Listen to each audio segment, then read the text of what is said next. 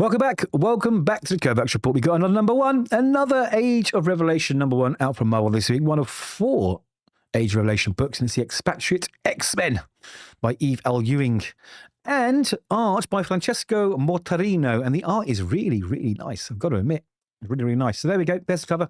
We'll introduce you to the characters in a minute because I'm going to go through it page by page. So there will be spoilers. Do read the book beforehand if you don't want it spoiled. Like the video if you can. And please, if you're new, hit subscribe. I'd really appreciate it. Trying to grow the channel. I need you to click that button. I'd really, really appreciate it. Anyway, moving on. Okay, so we have Rift, Miss Marvel, Bronze, Melee, and Mystique in this issue. Now, I think most of these characters, bar Miss Marvel, of course, are sort of born out of Extraordinary X-Men from a while back, I think. So they've been sort of brought into this Expatriate X-Men. Now let's find out where we are. Okay, now we've got Miss Marvel, of course, Marvel's favourite. And we've got Rift, who can use sort of space-time manipulation. It's very, very cool. We've got Bronze, who can sort of fashion her sort of metallic skin armor thing into weapons, and she's a soldier. She's really tough. So this does look like a sort of covert mission op type of team. So not bad picks, really. Would I have picked them? No. Am I connected to them? No, not really. And this is the one thing this book kind of fails on. It's choosing characters that, you know, are a bit more mainstream, that we can really care about. But let's get into the story because it's not bad. It's not bad at all. Now, we are 10 years in the future, as you know. The Age of Revelation is in full swing. And the 3 of them are assembled on a mission. No matter how many times we do this, it never really feels routine. It usually feels like a dream watching a stranger play soldier. Disassociation, I guess. The brain does powerful things to protect itself. Now, they are covertly looking at this place here, the United States Revelation Territories Border Zone 7. Now, why are they there? Well, it's a rescue mission. It is a rescue mission. There's someone or I don't know. I don't know yet. Well, I do know, but I'm just trying to build suspense. Who are they trying to rescue? Anyway, they decide, talking back to base, it's time to go in, and they start employing their powers, okay? And old Rift uses his special powers to sort of spin time and space and move them into the base. And of course, as they land, they are greeted with resistance because things always go a little bit sideways, as they say in the dialogue. Now, the dialogue, it's okay. It's very fast-paced, actually. You know, what I do like about it is the characters are kind of really well-formed, actually. You can feel the relationships between the people. You can feel the sort of past between the people, good or bad. And that kind of like bounces through the dialogue. So all in all, it's not too bad read. Anyway, they get in. It all goes sideways, like I say. Shots are fired. Rift beams out to go and get the person that they've come to get. And who is it? Well, it's Liebird. Now, Liebird, I think, is a brand new character. I could be wrong. Adrian Starr. Adrian Starr is Liebird. Or was he someone from a past issue? I don't know. I don't remember. I don't think he is. He's new. But anyway, they need to get him out. Okay, and as they do, Rift beams out of the prison cell back to the crew.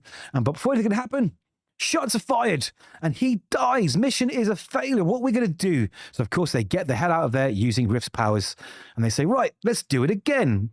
And that's exactly what they do, because what they've been doing, okay, very Doctor Doom, Fantastic Four over in One World Under Doom, is they've been resetting time, or rather going back in time, okay, using what they've learnt, okay, to make the mission smoother until they get success. So that's what they do. That's exactly what they do. They beam back in there. They get the chappie. They're trying to get Liebird here, and they get the hell out of there. But, of course, they got problems again. So Rift beams them out to Melee, who's waiting on this ship that you can see here. Okay, they get on there, and, of course, the forces that are guarding this border, I'm not sure which forces, but it looks like the bad guys, right? They start attacking, and Melee and Rift... I don't understand the powers fully yet. I'm going to read up on those. They beam the hell out of there. They join hands. I guess Melee, I don't know why they join hands. I don't know what this thing that's forming. Maybe she's the link to the ship, maybe? Who knows? And they beam the entire ship out there to the mighty Mississippi, the boundary waters between the United States and the Revelation Territories. And there we go, sploosh. As you can see, there's a whole flotilla. There's a whole sort of navy, a whole mutant navy here trying to do the right thing. Anyway, welcome to the Dragonfly. I'm Captain Melee. But why did they want this guy? Why is he important? I don't know. But again, I'll be honest with you, it's not a bad book. I'm just not invested because I don't care about Liebert. Like, who cares? Some random character you just created to further the plot.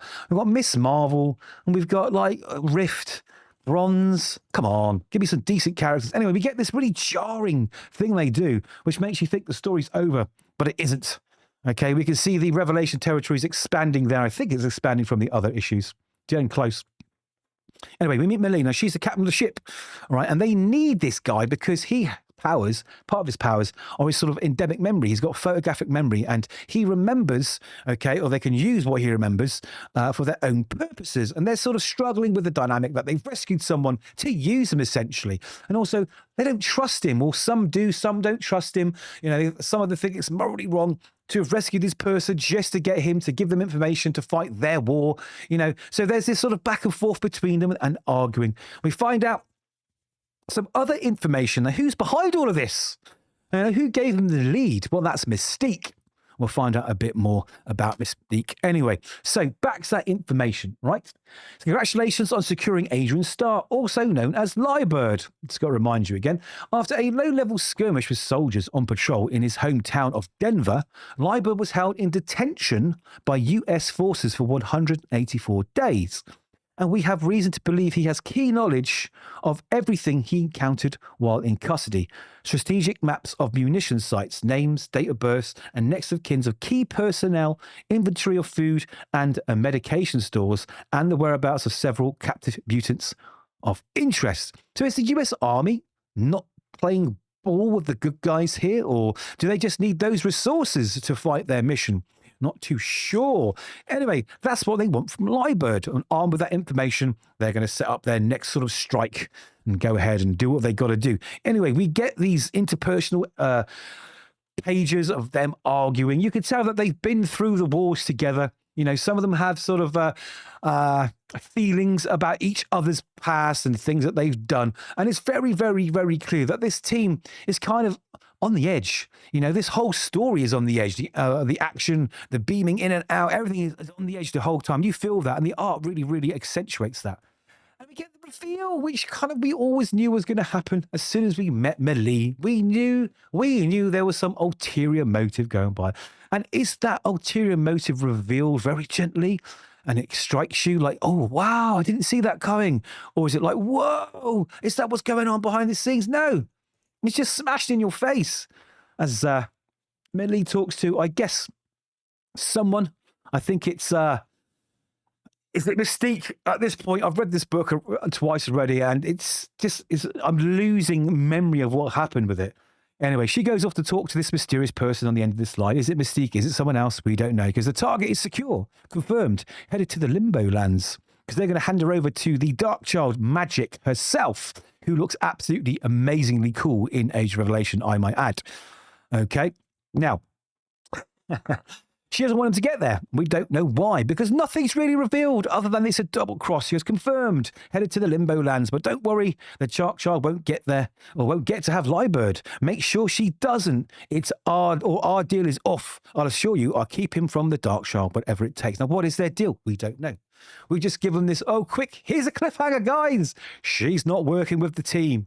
I was like, oh, so deflated, because we went through this sort of pulse-pounding mission that they went through, you know, bending time, going back, doing it again, getting beamed out on a boat. I mean, it was quite fantastic, really. You know, it was quite fantastic. And we got Mystique here looking absolutely badass, you know, with a bunch of characters that I don't really care about. And then we get the reveal, and I'm like, okay, why did she want to get there? You know, why? Who is it? We'll find out in the next issue, I guess. We will find out the next issue. So, there we have it.